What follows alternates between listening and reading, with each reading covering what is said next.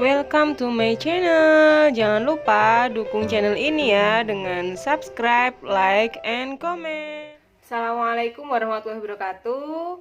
Apa kabar anak-anak? Semoga kalian selalu diberikan kesehatan. Semoga kalian selalu dalam lindungan Allah Subhanahu wa taala. Oke, dalam pembelajaran jarak jauh ini saya harapkan kalian proaktif dalam pembelajaran. Baik itu melalui WA group atau melalui media yang sudah disediakan oleh sekolah. Untuk pertemuan kali ini kita akan membahas tentang sejarah perkembangan ilmu sosiologi. Di pertemuan sebelumnya kita sudah membahas apa sih itu sosiologi.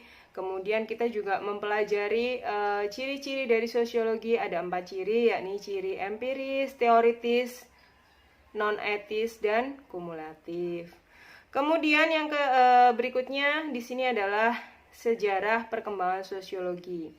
Selama ini banyak yang menganggap bahwa perkembangan ilmu sosiologi ini adalah sosiologi modern di mana berkembang di Eropa.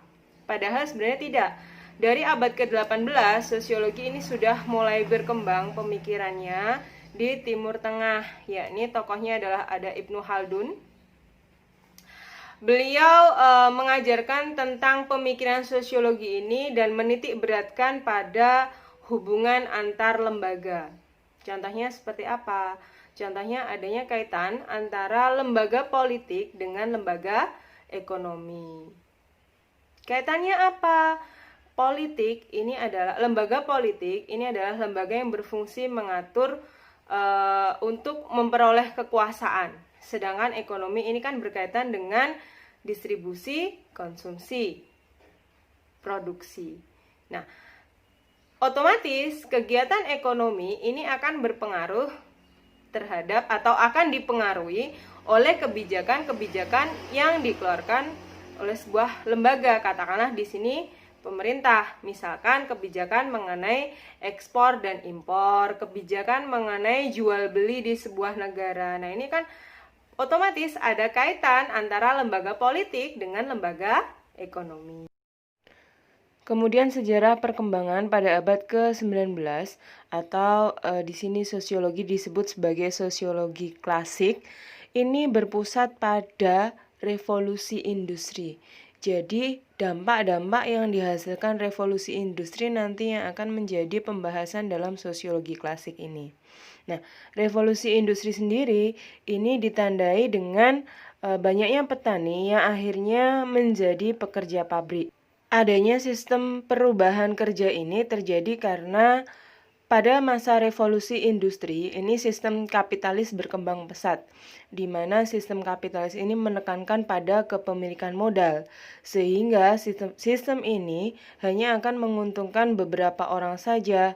Nah, orang-orang yang merasa dirugikan atau merasa ditindas, mereka akan menentang adanya industri kapitalisme tersebut. Hal ini akhirnya menggerakkan seorang tokoh, Auguste Comte, atau yang dikenal sebagai Bapak Sosiologi, untuk memperkenalkan istilah sosiologi pertama kali. Beliau menentang segala bentuk penindasan, kemiskinan, dan pelanggaran HAM, dan mengatakan bahwa perubahan sosial yang terlalu cepat dapat mengganggu stabilitas masyarakat, karena tentu saja masyarakat tentu belum bisa beradaptasi dengan perubahan yang terjadi secara cepat. Jadi, tokoh yang terkenal pada masa sosiologi klasik selain ada Auguste Comte, ada Herbert Spencer. Di sini Auguste Comte terkenal dengan hukum 3 jenjang yang dilalui manusia, yakni ada jenjang teologi, jenjang metafisika, dan jenjang positifis. Nanti ini akan kita bahas di teori menurut tokoh.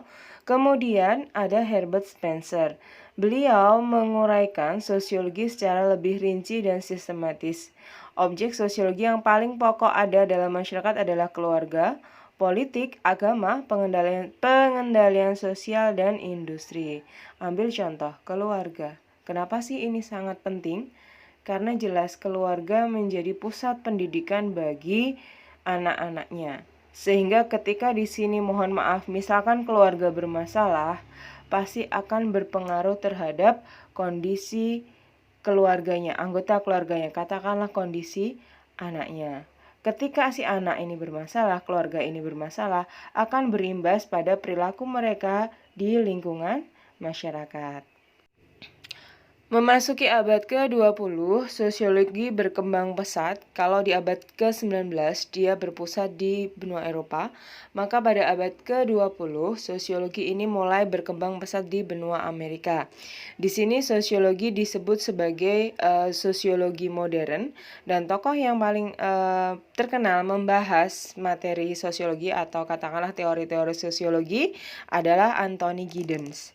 Beliau mengatakan bahwa analisis sosiologi tidak hanya berpusat pada permasalahan revolusi industri, tetapi sekarang mengacu pada modernisasi. Karena modernisasi di sini sesuatu yang tidak dapat kita bendung keberadaannya. Kita harus mengikuti perubahan yang terjadi di dalam masyarakat. Menurutnya, modernisasi didasarkan pada 4 institusi mendasar. Yang pertama, kapitalisme, di mana berlangsungnya produksi komoditas berdasarkan kepemilikan modal pribadi, tenaga kerja tanpa properti, dan sistem kelas. Yang kedua, industrialisme, di mana melibatkan sumber daya alam dan mesin-mesin canggih untuk memproduksi barang. Yang ketiga, pengawasan terhadap aktivitas warga negara. Ini berkaitan dengan kebijakan-kebijakan yang dikeluarkan oleh lembaga pemerintah terhadap warganya. Yang terakhir adalah perkembangan kekuatan militer. Jadi kekuatan militer ini semakin beragam, kemudian semakin kuat posisinya di dalam sebuah negara. Nah, ini adalah ilustrasi mengenai kapitalisme, di mana di situ adalah salah satu seorang pemilik modal yang duduk, kemudian dengan pekerjanya. Nah, si pemilik modal ini berhak mengatur, mendominasi, melakukan apapun terhadap si pekerja, sedangkan keuntungan nanti yang banyak menerima adalah si pemilik modal. Dan bagi para pekerja, biasanya nanti akan merasakan adanya keterasingan atau alienasi. Nah, ini nanti akan kita bahas di teori menurut tokoh-tokoh sosiologi untuk keterasingannya. Selanjutnya adalah ilustrasi mengenai industrialisme. Di situ jelas adanya penggunaan mesin-mesin canggih dalam sistem produksi. Ini sebenarnya kalau kita melihat secara ekonomis jelas ya, pasti menguntungkan karena bisa memproduksi barang dalam jumlah yang banyak dalam waktu yang singkat. Namun pembahasan sosiologi di sini tidak melihat dari sisi ekonomi, tapi melihat dampak sosial yang dihasilkan karena industrialisasi.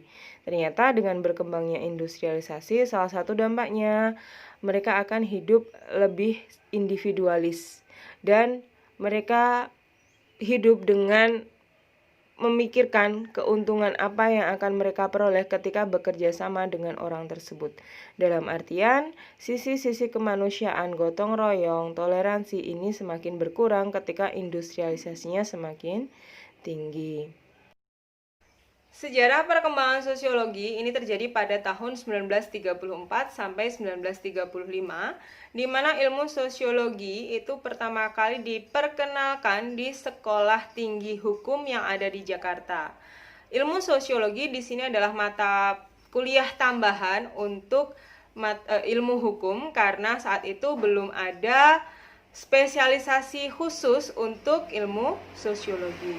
Kemudian setelah proklamasi kemerdekaan, salah seorang sarjana sosial yakni Sunario Kolopaking memberikan kuliah pertama kali mengenai sosiologi di Akademi Politik Yogyakarta atau yang kita kenal sebagai Universitas Gadjah Mada Fakultas Ilmu Sosial dan Ilmu Politik. Selanjutnya ada salah seorang tokoh Indonesia yang pertama kali membuat buku sosiologi atau yang dengan judul Sosiologi Indonesia, dan penulisnya adalah Djodi Gondo Kusumo. Sekian untuk sejarah perkembangan sosiologi. Semoga bisa memberikan pemahaman bagi kalian dan semoga kalian bisa menerima penjelasan yang Ibu sampaikan.